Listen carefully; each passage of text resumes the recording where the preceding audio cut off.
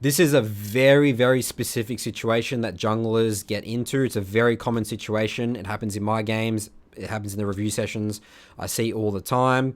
This is what it is. So essentially what happens is you start red, one side of the map. The enemy starts their red. So you're going to be completely on opposite sides. And then what happens is it becomes a stalemate in mid. And it's so important to do this, guys. So as we see, Viego's top side, right? We just, both full cleared, both take crab. Very common situation, especially this is what you see in pro play a lot, guys, where everyone knows where everyone is. It's all good. All right, so Graves here is doing a good job. He's pinging towards the top side of the map. And this is where the stalemate happens. So, Viego knows that you're here, but you know that Viego's here. So the only X factor here, guys, is basically patience.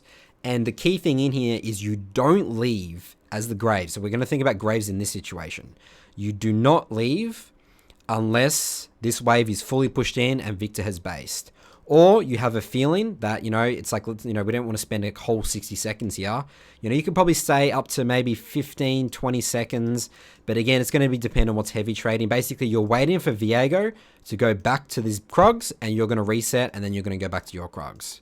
But look at what happens. Look at the opportunities we miss in this stalemate situation, guys. Lucas here decides to just base. Gets his base off. And then, whoop-de-doo, what are we going to see mid here, guys? Victor's pushed up. Look at the minimap here, guys. Look at the minimap. Looking. There we go. Viego's here. And then Victor now dies. That is 100% your fault as the jungler.